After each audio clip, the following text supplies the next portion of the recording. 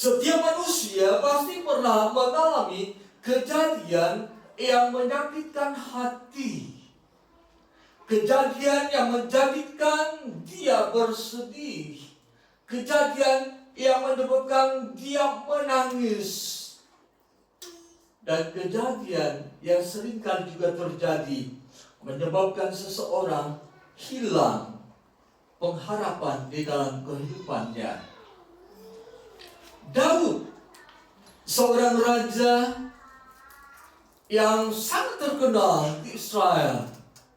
Tetapi sebelum dia dinobatkan sebagai raja, dia dikejar-kejar oleh Saul, dan Saul bermaksud membunuh Daud.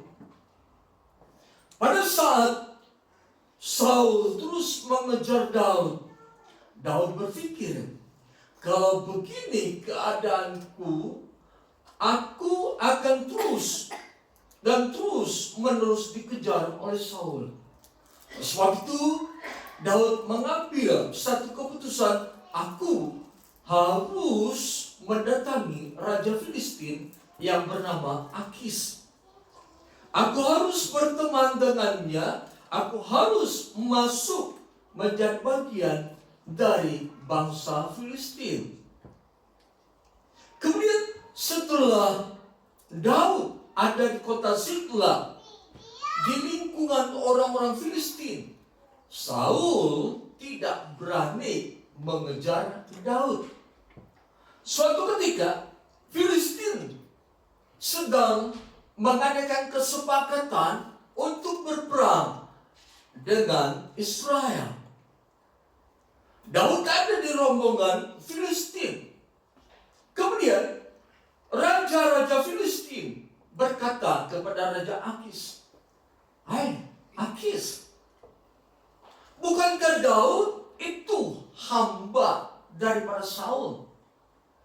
Bukankah Daud seorang panglima perang yang lebih dihormati dan dihargai daripada Saul?"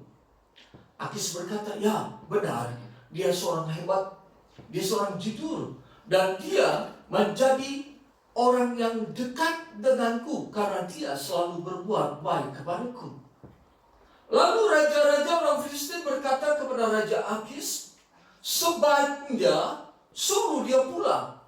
Sebab jangan-jangan pada saat kita berperang dengan orang Israel, Daud akan memihak kepada Israel dan balik menyerang kepada kita, orang-orang Filistin." Lalu Raja Akis berkata kepada Daud, raja-raja Filistin yang lainnya tidak mengizinkan engkau untuk ikut berperang. Oleh sebab itu, kembalilah ke kota Siklag, tempat engkau dan rombongan tinggal di sana. Apa yang terjadi dengan Daud dan para pengikutnya? Demikian dikatakan dalam kitab 1 Samuel pasal 30 ayat 1. Ketika Daud dan orang-orangnya sampai ke Siklag pada hari ketiga, orang Amalek telah menyerbu tanah Negeb dan Siklag. Mereka mengalahkan Siklag dan membumi hanguskannya. Perempuan-perempuan dan semua orang yang ada di sana, tua dan muda, telah ditawan mereka dengan tidak membunuh seorang pun. Mereka mengiring sekaliannya, kemudian meneruskan perjalanannya. Daud bersama orang-orang yang sampai ke kota itu. Ternyata kota itu telah dibumi hanguskan, dan istri serta anak-anak mereka yang laki-laki dan perempuan ditawan. Lalu menangislah Daud dan rakyat yang bersama-sama dengan dia itu dengan nyaring, sampai mereka tidak kuat lagi menangis. Kedua istri Daud ditawan, yakni Ahinoam, orang Israel, dan Abigail, janda Nabal, orang Karmel. Dan Daud sangat terkejut karena rakyat mengatakan hendak melempari dia dengan batu. Seluruh rakyat itu telah pedih hati masing-masing karena anaknya laki-laki dan perempuan, tetapi Daud menguatkan kepercayaannya kepada Tuhan Allahnya. Lalu Daud memberi perintah kepada Imam Abiatar bin Ahimelek, bawalah efod kepadaku. Abiatar pun membawa efod kepada Daud. Kemudian bertanyalah Daud kepada Tuhan, katanya, haruskah aku mengejar gerombolan itu? Akan dapatkah mereka tersusul? Dan dia berfirman kepadanya, kejarlah, sebab sesungguhnya engkau akan dapat menyusul mereka dan melepaskan para tawanan. Lalu Daud dan ke-600 orang yang menyertai dia pergi. Di sini dikatakan bahwa dari negeri Filistin, Daud menuju Siklag. Ayat yang pertama dikatakan 3 hari perjalanan mereka. Tetapi ketika sampai di kota Siklag, Daud dan rombongan melihat bahwa kota Siklag telah di bumi hanguskan. Istri dan anak-anak Daud serta semua para pengikut Daud telah dibawa sebagai tawanan.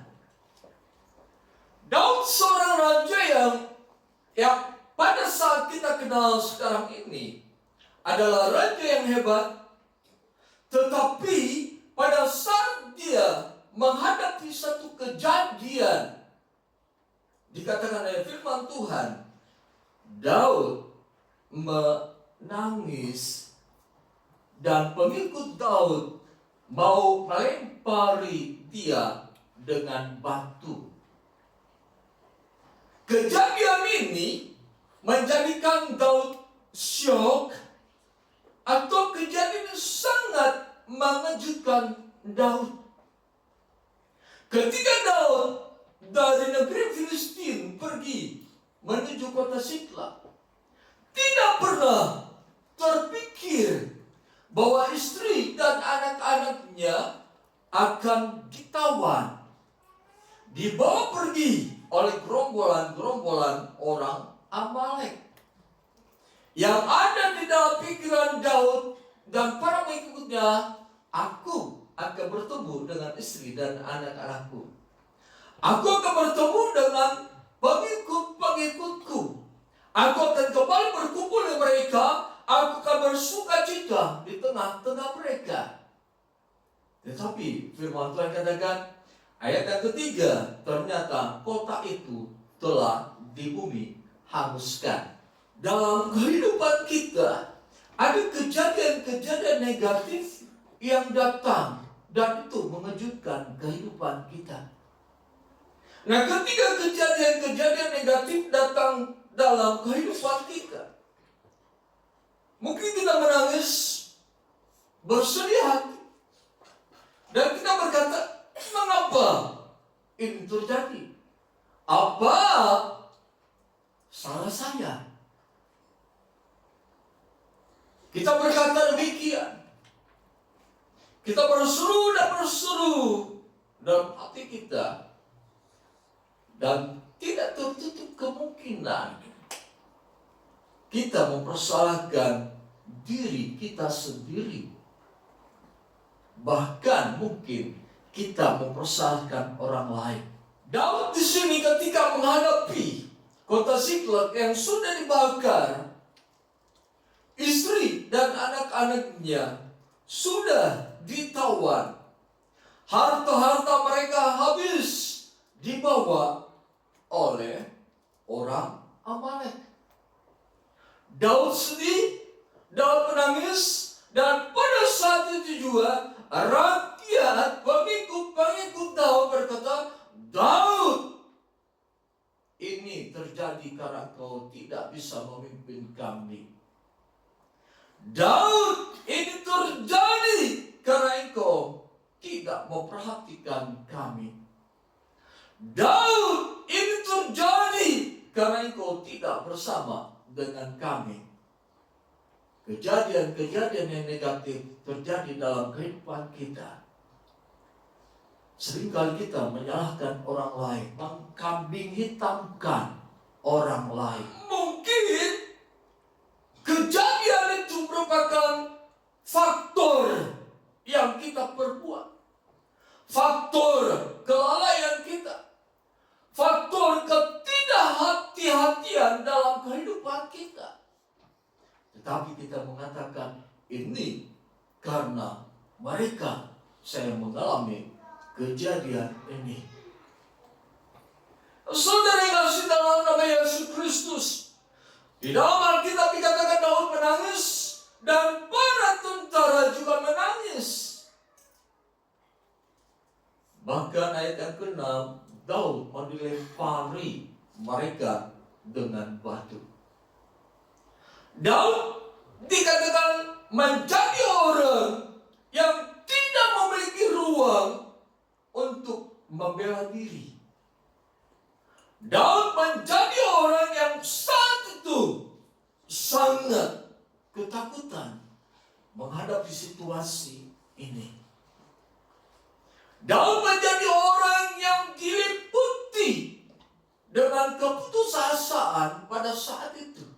Tetapi ada respon yang positif dari Daud terhadap kejadian yang mengejutkan dia dan kejadian yang sangat mengejutkan dia. Ayat yang ke-6 bagian terakhir. Tetapi Daud menguatkan hatinya di dalam Tuhan Allahnya. Tetapi Daud menguatkan kepercayaannya kepada Tuhan. Saudara yang kasih dalam nama Yesus Kristus, ketika kejadian permasalahan datang dalam kehidupan kita, dan itu sangat mengejutkan kita, menyakitkan hati kita, menjadikan kita letih lesu dan berbobot berat.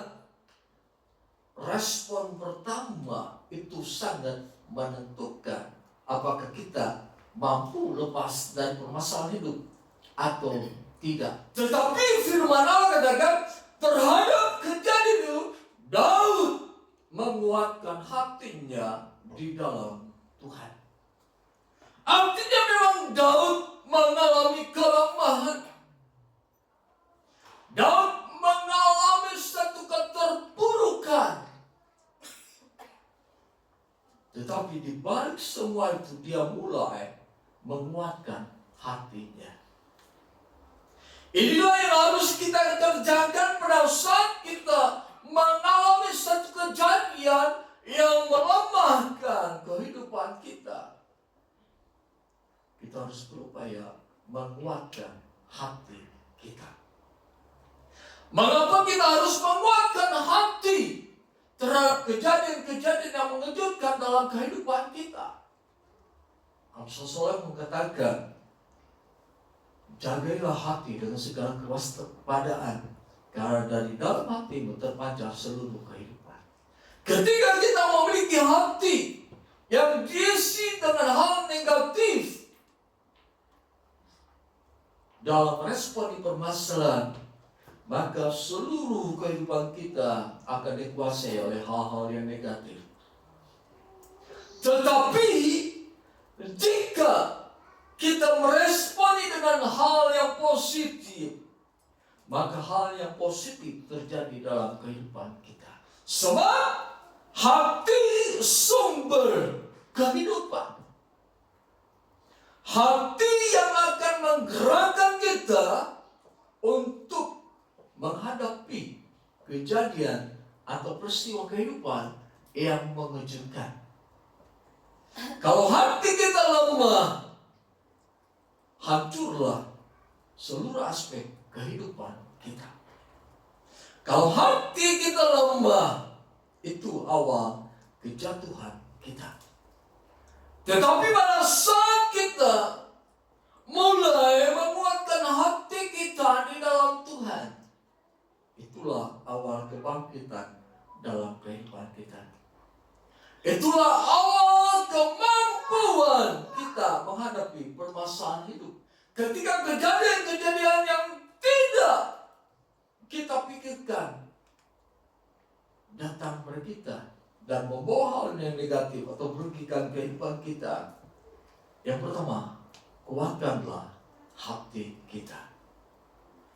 Sebab dengan kekuatan yang ada di dalam hati kita, kita akan memiliki semangat untuk menghadapi kejadian tersebut. Kita perhatikan Mazmur pasal 42 ayat yang ke-6.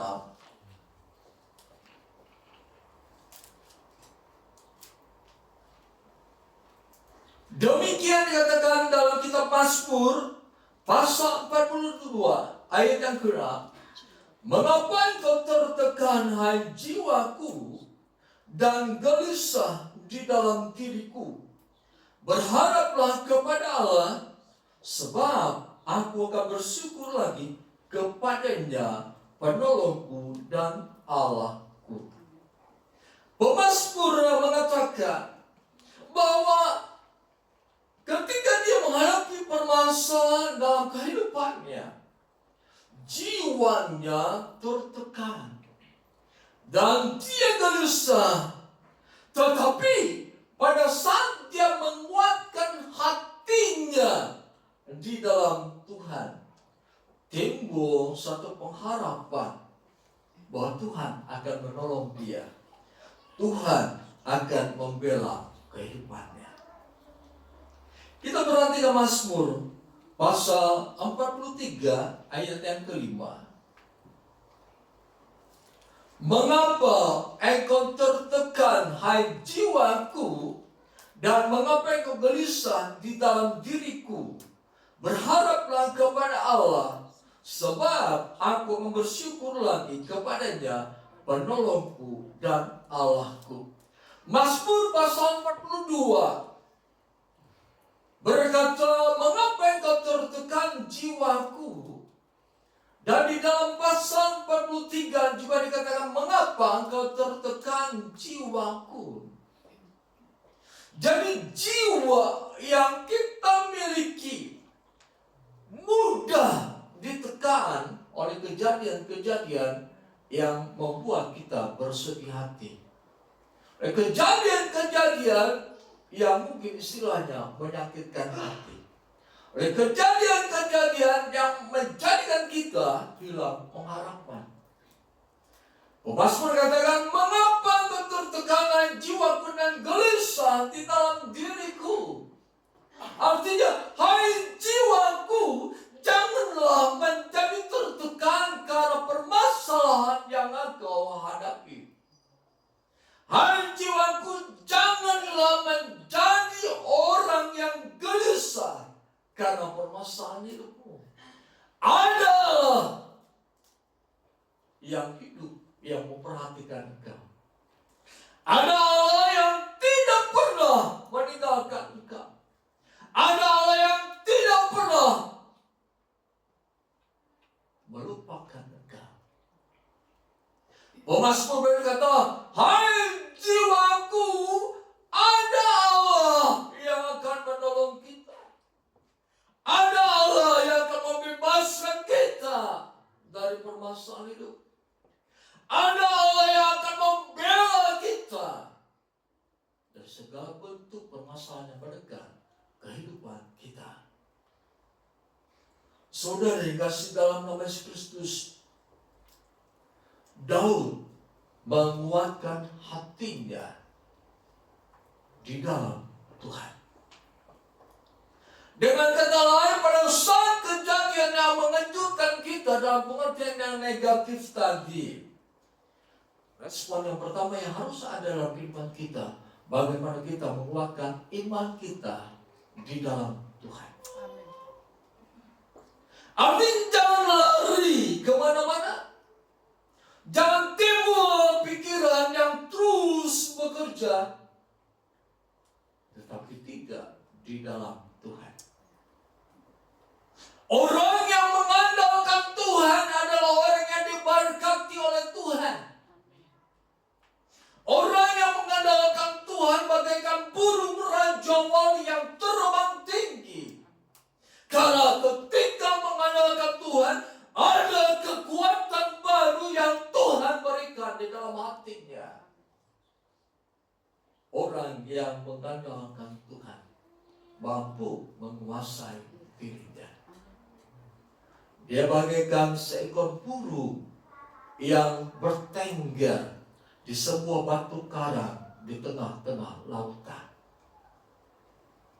Ketika badai menerpa batu karang itu, ketika angin besar menerpa burung itu, ketika hujan dan badai datang menerpa burung itu, dia tetap bertengger pada tempatnya.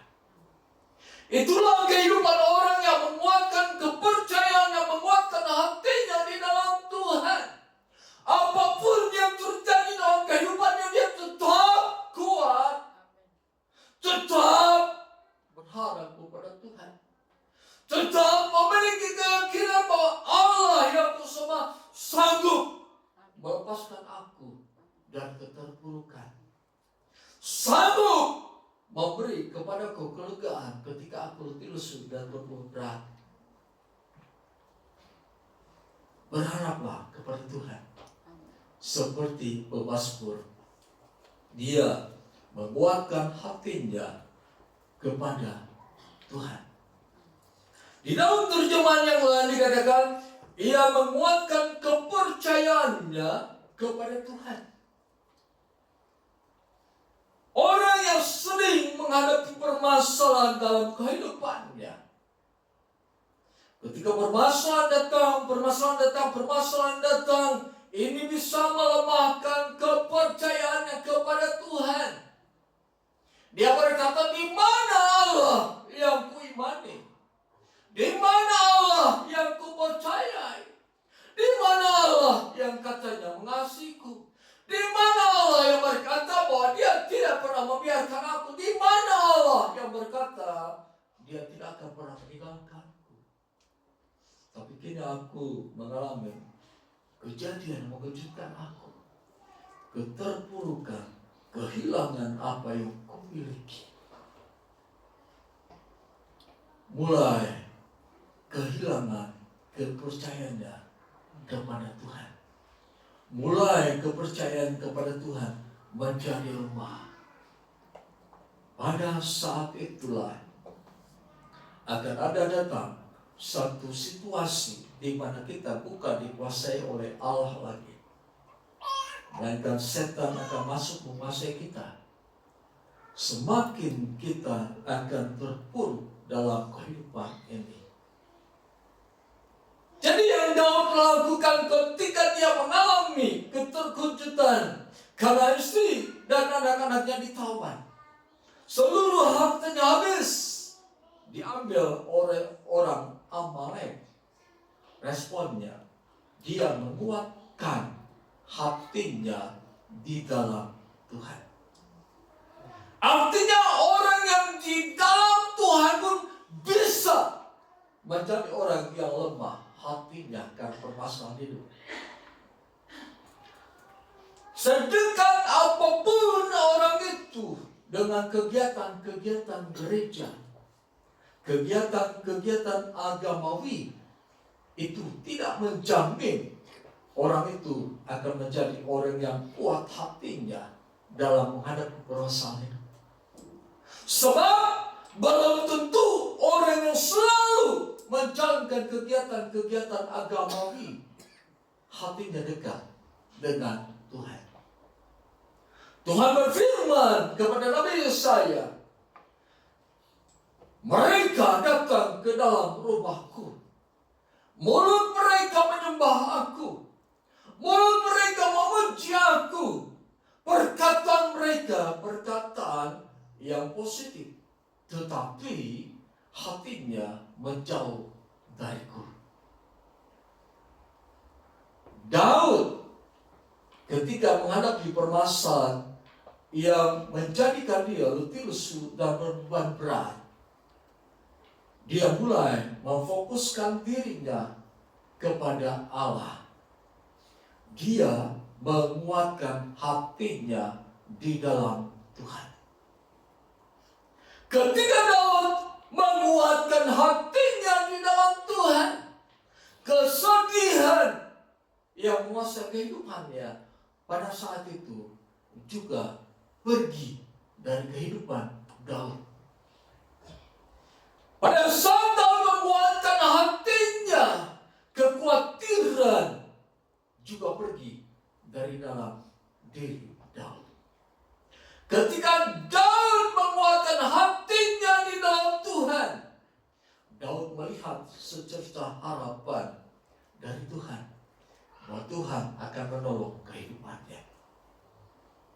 Orang yang menguatkan hatinya di dalam Tuhan, dia akan terus mampu menjalani kehidupan ini, sekalipun dia letih lesu dan berbeban berat. Dia akan terus berjalan bersama Tuhan.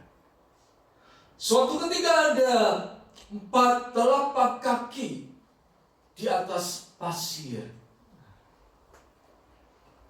Lalu orang ini berkata, Tuhan, mengapa ada 4 telapak kaki yang kulihat? Lalu Tuhan berkata, itu telapak kakimu dan telapak kakiku. Artinya Tuhan beserta dengan orang tersebut.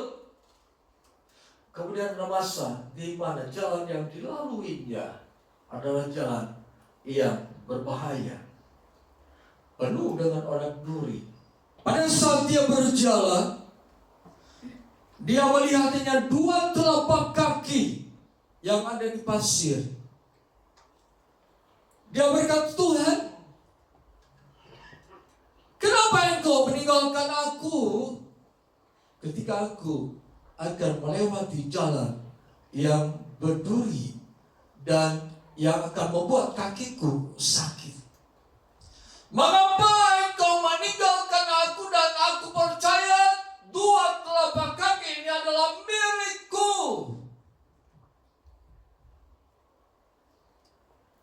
Aku berupaya berjalan. Tetapi Tuhan berkata, anakku, 2 telapak kaki itu bukan telapak kakimu, tetapi itu telapak kakiku. Aku tahu engkau ketika melangkahkan kaki, kakimu akan terluka. Aku tahu akan ada bagian-bagian yang bisa merusak kakimu ketika engkau melangkah. Sebelum engkau menghadapi itu, aku menggendong dirimu. Sesuai dengan Yesaya pasal 44, jangan takut, jangan gelisah, aku menggendong kau. Karena memang kita tidak mampu berjalan seorang diri. Dan pada saat kita tidak mampu menghadapi kenyataan hidup, Allah menggendong kita. Di sanalah letak kekuatan Tuhan yang timbul karena kita menguatkan hati kita di dalam Tuhan. Jadi orang yang selalu menguatkan hatinya di dalam Tuhan, akan ada kekuatan Allah di dalam dirinya, akan ada perlindungan Allah di dalam dirinya, akan ada penjagaan Allah di dalam dirinya, sebab dia berfokus kepada Tuhan. Daud menguatkan hatinya di dalam Tuhan Allahnya. Jadi kita harus mengerti pada saat kita menghadapi permasalahan, pada saat kita letih sudah berbeban berat, kita harus sadar kemana kita harus melangkah, kemana harus berfokus, kemana kita harus mempercayakan kehidupan ini. Sebagai orang beriman, tentu Tuhanlah harapan kita. Tuhanlah tempat kita berlabuh. Tuhanlah fokus kehidupan kita. Itulah yang harus kita lakukan. Kita perhatikan ayat yang ke-7, 1 Samuel pasal 30 ayat yang ke-7. Lalu Daud memberi perintah kepada Imam Abiatar bin Ahimelek, bawalah efod kepadaku. Abiatar pun membawa efod kepada Daud. Kemudian Daud meminta petunjuk kepada Tuhan, katanya, haruskah aku mengejar gerombolan itu? Dapatkah mereka kususul? Ia berfirman kepadanya, kejarlah, sebab sesungguhnya engkau dapat menyusul mereka dan melepaskan para tawanan. Daud yang menguatkan hatinya, pada saat dia menguatkan hatinya, dia tahu apa yang harus dia lakukan. Dikatakan, dia berkata kepada Imam Abiatar, bawalah efod kepadaku.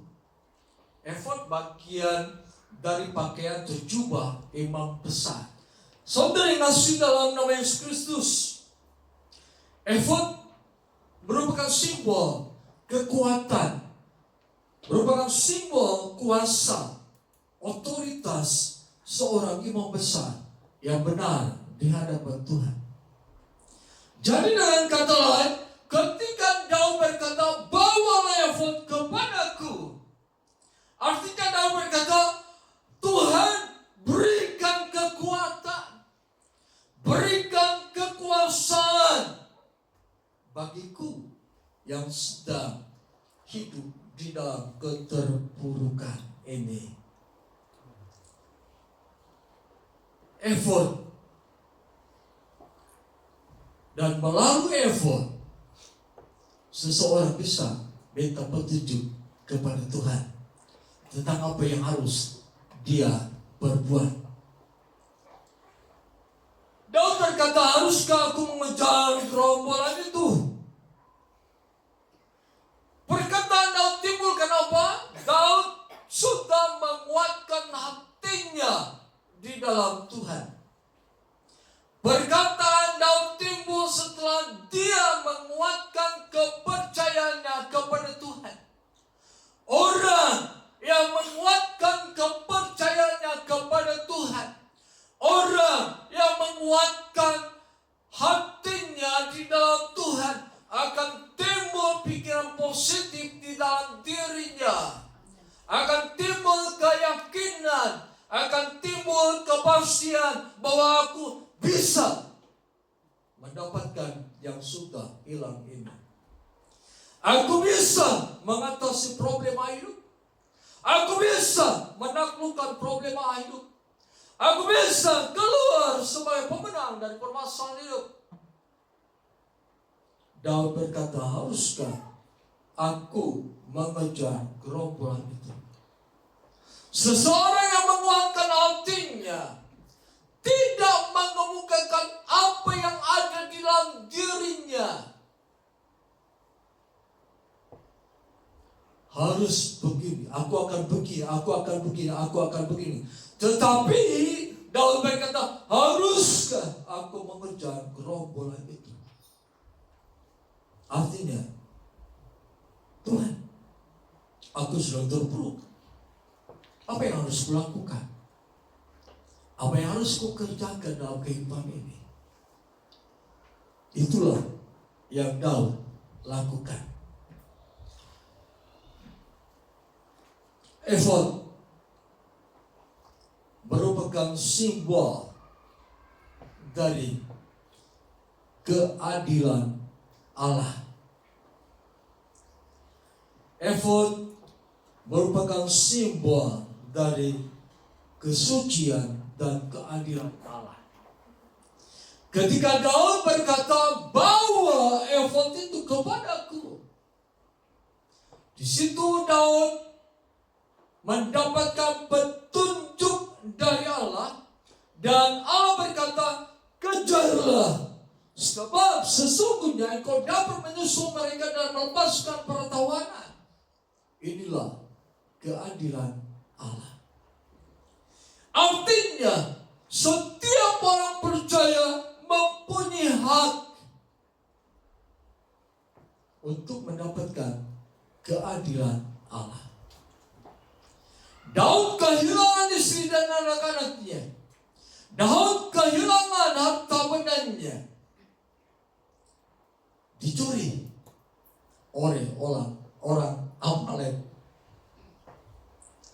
Ketika Daud minta petunjuk kepada Tuhan, Tuhan berkata, kejarlah, sebab sesungguhnya engkau dapat menyusul mereka dan melepaskan para tawanan. Jawaban Allah ini mencerminkan Allah yang disembah oleh Daud adalah Allah yang adil. Artinya begini, kalau kita rajin beribadah kepada Tuhan, kita rajin berdoa, kita rajin menyembah Dia, kita rajin baca Alkitab, itu semua dinilai oleh Allah. Pada saat kita lebih banyak memberikan waktu bagi Tuhan, itu dinilai oleh Allah. Kemudian tentang permasalahan yang menjadikan kita jatuh, yang dinamakan dengan keadilan Allah. Pada saat kita jatuh, Allah melihat kedekatan kita dengan Tuhan. Allah melihat seringnya kita menyembah Dia, seringnya kita baca Alkitab, seringnya kita berdoa, seringnya kita terus berkomunikasi dengan Allah. Keadilan Allah akan terjadi. Kita yang sudah terjatuh akan diangkatnya kembali. Jadi apapun yang terjadi dalam dirimu, kalau dia sudah berpemerat, Allah melihat apa yang sudah engkau kerjakan di dalam Dia. Ketika engkau terpuruk atau terjatuh, Allah melihat engkau sebagai sosok yang setia kepada Tuhan. Engkau sebagai sosok yang setia dalam menyembah, memuji, bersekutu dengan Allah. Allah akan mengangkat engkau. Itulah keadilan Allah. Tetapi di dalam segenap kehidupan kita, harus kita menyadari bahwa keadilan Allah yang terjadi dalam kehidupan kita sepantas bagaimana sikap kita di dalam Allah. Kesetiaan kita di dalam Allah itu akan mendatangkan keadilan Allah sesuai dengan kesetiaan kita di dalam Allah. Keadilan Allah terjadi sesuai setara dengan kedekatan kita dengan Allah. 1 Samuel pasal 30 ayat 17. Keesokan harinya Daud menyerang mereka menjelang fajar sampai matahari terbenam. Tidak seorang pun dari mereka lolos, kecuali 400 orang muda yang melarikan diri dengan menunggang unta. Daud mengambil kembali semua yang telah diambil oleh orang Amalek. Daud juga melepaskan kedua istrinya.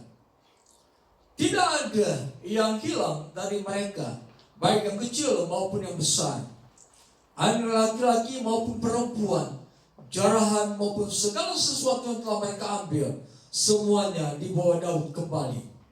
Daud mengambil semua kambing, domba, dan lembu, semuanya itu mereka giring di depan ternak lainnya, sambil berkata, inilah jarahan Daud. Pada saat Allah berkata dalam ayat yang ke-8, Ia berfirman, kejarlah, sebab sesungguhnya engkau dapat menyusul mereka dan melepaskan para tawanan. Ketika Allah berkata demikian, Allah memberi kekuatan, Allah memberi kemampuan di dalam kehidupan Daud serta para tentaranya. Di sana dikatakan ayat 17, Daud menyerang orang Amalek menjelang fajar sampai matahari terbenam. Artinya pagi buta Daud sudah berperang dengan orang Amalek. Ini adalah kekuatan yang daripada Tuhan. Jadi pada saat Tuhan berfirman kepada kita supaya kita melakukan firman-Nya, pada saat itu ada kekuatan yang dari Tuhan diberikan kepada kita. Dengan kata lain, orang yang melakukan firman Tuhan adalah orang yang memiliki daripada Tuhan. Istilahnya bahwa kita melakukan firman Tuhan itu bukan karena kekuatan kita, tetapi karena Tuhan yang memberi kekuatan bagi kita. Perlu kita sadari, pada saat kita hendak melakukan firman Tuhan, banyak hambatan dan rintangan, sebab tubuh ini lemah. Tetapi roh yang ada dalam diri kita, roh yang dari Tuhan, itulah yang memberikan kekuatan bagi kita untuk melakukan firman Tuhan. Jadi pada saat Allah memberikan perintah, di sana kekuatan Allah dilimpahkan dalam kehidupan kita. Pada saat Allah memberi perintah, di sana pikiran positif hadir dalam kehidupan kita. Pada saat Allah memberi perintah kepada Daud, kejarlah, Allah juga bekerja dalam kehidupan orang-orang Amalek. Di sini katakan ayat ke-19, tidak ada yang hilang dari mereka, baik yang kecil maupun besar, anak laki-laki maupun perempuan, jarahan maupun segala sesuatu yang telah mereka ambil, semua dibawa Daud kembali. Jadi pada saat Allah memberi perintah kepada Daud, kejar, sesungguhnya engkau dapat menyusul mereka dan melepaskan para tawanan. Pada saat Allah berfirman, Allah sudah bekerja dalam kehidupan orang Amalek, supaya apa? Jarahan-jarahan yang mereka dapatkan tidak mereka pakai untuk kesenangan diri mereka sendiri. Tidak mereka bagi-bagi. Karena setiap jarahan pasti harus dibagi-bagi. Setiap ternak yang dijarah akan mereka nikmati dagingnya, dan mereka akan makan sepuas-puasnya. Tetapi Tuhan menahan orang Amalek, sehingga jarahan mereka yang dimiliki Daud dan para pengikutnya tidak ada yang hilang. Saudara, dengan kata lain, apapun yang terhilang dari kehidupan kita pada saat ini, Allah sanggup mengembalikannya. Mungkin engkau mengalami kehilangan dalam hal apa yang pernah engkau miliki secara materi dan lain-lain. Tetapi kalau engkau menguatkan hatimu di dalam Tuhan, engkau berfokus kepada Tuhan, sampai Tuhan berfirman kepadamu, apa yang hilang dari dalam dirimu akan Tuhan berikan kembali kepadamu. Tidak akan ada sesuatu pun yang kurang yang akan Tuhan kembalikan kepadamu. Semua akan Tuhan berikan dan kembalikan kepadamu. Jadi saudara yang kasih dalam nama Tuhan Yesus Kristus, kalau ada suatu permasalahan yang datang dalam kehidupan kita yang sangat mengejutkan kehidupan kita, kuatkan hatimu, kuatkan kepercayaanmu kepada Tuhan. Sebab lewat iman kita dapat melakukan perkara-perkara yang besar. Yang kedua, mintalah petunjuk Tuhan, apa yang harus engkau lakukan. Yang ketiga, ikutilah perintah Tuhan. Jadi kuatkan hatimu, kuatkan kepercayaanmu, minta petunjuk kepada Tuhan, kemudian lakukan firman Tuhan. Sekian firman Tuhan.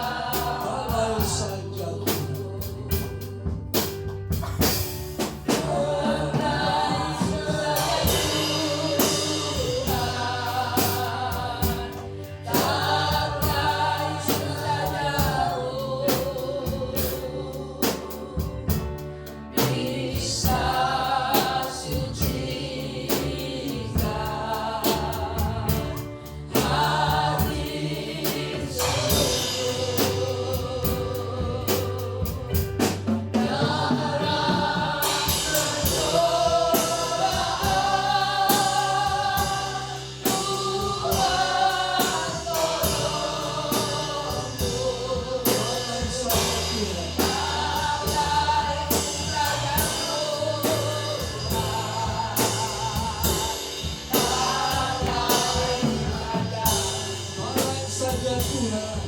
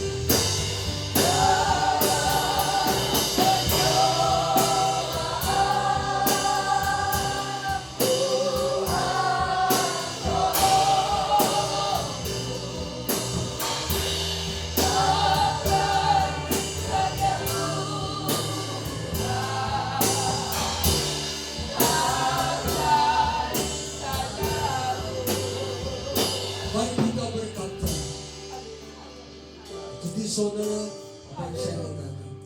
Tuhan, aku percaya ketika aku menguatkan hatiku di dalam Engkau, ketika aku menguatkan kepercayaanku, aku yakin Engkau pasti menolong kami, Engkau pasti memberi kelegaan bagi kami, Engkau pasti memberi keberhasilan dalam kehidupan kami. Dalam nama Yesus, terjadilah, terjadilah, terjadilah. Bapa kami yang dalam kerajaan surga, menyerahkan seluruh jemaat Tuhan yang hadir pada saat ini. Biarlah kuasa firman Tuhan terjadi dalam kehidupan kami. Sebab kami yakin dan percaya hanya Tuhan yang sanggup menolong kehidupan kami. Hanya Tuhan yang sanggup memulihkan kehidupan kami. Hanya Tuhan yang sanggup mengembalikan apa yang hilang dari kehidupan kami. Di dalam nama Yesus, kami pegang erat firman Tuhan dan kami akan hidup di dalam firman Tuhan. Terima kasih Tuhan. Hamba berdoa seluruh jemaat Tuhan di dalam nama Tuhan Yesus, diberkati usaha dagang mereka, diberkati pekerjaan mereka, diberkati rumah tangga mereka, keluarga mereka, anak mereka diberkati, orang tua mereka diberkati, kakak mereka diberkati, adik mereka diberkati, studi mereka diberkati. Apapun yang mereka kerjakan, Tuhan jadikan mereka berhasil. Terima kasih Tuhan untuk pimpinan Tuhan dalam peribadatan. Di dalam nama Tuhan Yesus, biarlah segala sesuatunya kami kembalikan kepada Engkau, sebab kami percaya segala sesuatu dari Engkau dan akan kembali kepada Engkau untuk kemuliaan Tuhan. Terpuji nama Tuhan. Saudara yang kasih dalam nama Yesus Kristus, terimalah damai sejahtera anugerah berkat Tuhan, cinta kasih Yesus Kristus, kekuatan pemberian pertolongan dari Allah Roh Kudus menyertai kita mulai saat ini sampai kedatangan Yesus Kristus yang kedua kali ke dalam dunia ini. Di dalam nama Tuhan Yesus kami berdoa. Haleluya. Amin. Haleluya. Tuhan beserta kita.